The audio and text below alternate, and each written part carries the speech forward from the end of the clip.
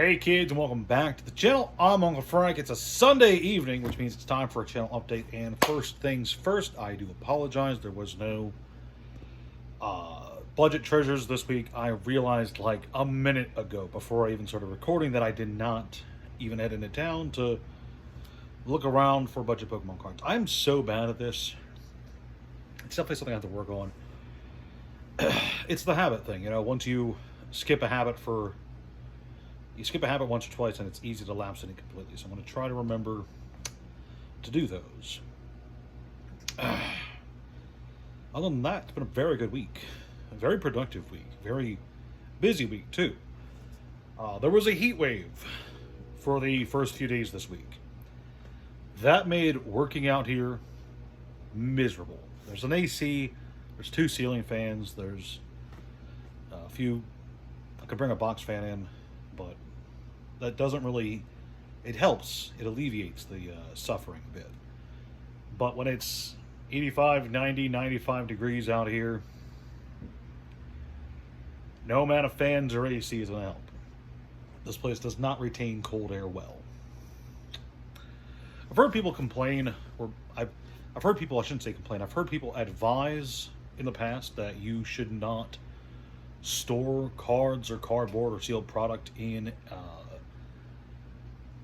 places like this, in garages or anywhere that's not really temperature and humidity controlled. But in my experience, it's never really been a problem unless you have like a real exposure, And by that I mean like there's no water leakage in here. There's no there's not like a bee's nest or anything. It's a relatively... I've had someone tell me before that like you shouldn't put cards or a sealed product. I'm getting off track. It's been a productive week despite the heat. I don't want to ramble on and on about my garage. But yeah, so here's the thing, and keep in mind that this is only my own anecdotes, but typically summer is the cool down period for TCGs. In the past few years, at least ever since I started on TCG Player, summer, June, July, August, is the time when people are laying off their TCG purchases. They're doing other things with their time and money. They are, not necessarily as interested in buying cards as they otherwise might be. That has definitely not been the case this year. I have had a surge of orders since about last Friday, and it's kept me very busy. This week in particular, it was noticeable, especially with the heat wave, because I was keeping track of how many orders I was getting every day, and I'm like, this ain't great. Keep in mind, I am I'm still a pretty small seller, so for me, 20 orders a day is an impressive number, especially when in comparison to previous years when I was lucky to get 8 or 9 orders a day during the summer months. With that all said, today alone I had something like 65 or so orders, and there's another 8 sitting over there on the desk right now as I record this.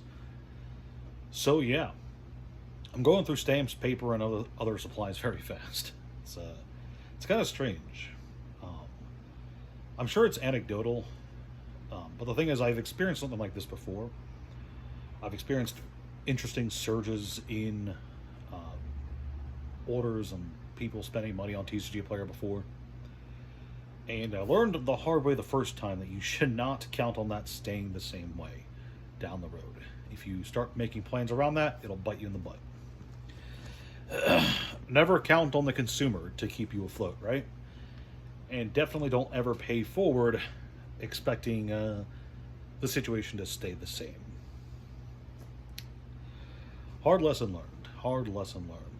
Technically learned it twice, but now I understand the ups and downs are never permanent, which is something I should talk about. I should talk about how a lot of the expectation, especially in the world of Pokemon right now, especially in the world of Pokemon,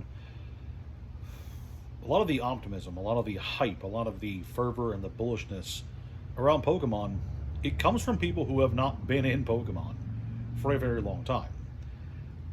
And you can tell that because you'll see the same kind of sentiment, the same kind of opinions echoed around there's people who have clearly only just started getting to Pokemon in the last year or so. Because these are the kinds of people who say Pokemon only ever goes up. Pokemon is such an easy investment. Pokemon is great. I would never...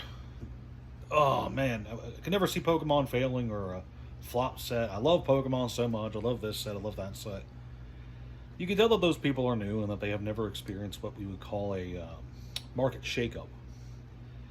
Because if they had any experience with Pokemon, they'd know that Pokemon has had a lot of ups and downs over the years. And market cycles with Pokemon are especially volatile and especially interesting to live through. There's a kind of bullish sentiment on Pokemon online in the high IQ places like Reddit, Twitter, and Blue Sky, and 4chan? Yeah, 4chan. The cornerstone of intelligent internet discourse. There's just a general opinion online that things are going to stay the same forever, and that's just not really... It's just not really how it works. You know, there's only so much money to go around. There's only so much you can extend a hype period, and there's only so many times any one company can score a home run in a row, so to speak. And sooner or later, a set will come out that is not as exciting, it's way more available, and has a lot less hype than people might have initially expected. And when that happens, and the house of cards crumbles, you're going to see a lot of people furiously trying to get rid of their Pokemon stuff as aggressively as possible, going, oh, I never really liked Pokemon collecting, I was only in it for so and so or such and such, I didn't think it was a money thing, I was just buying boxes. You're going to hear all kinds of excuses. It happens. How did I get on this tangent? Is this what I'm doing here? Rambling, ranting today? I don't want to do an angry ramble rant. Let's talk about something positive. Let's talk about conventions. That'll be the video I record next. I'll record a video giving my top 3 convention tips. Boom. Perfect. I've been wanting to do that for a while.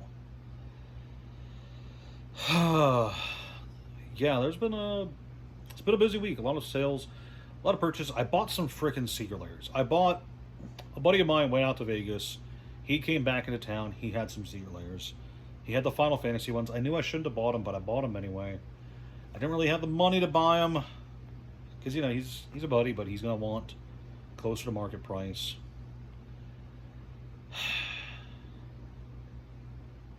But I really wanted that Vivi Lightning Bolt.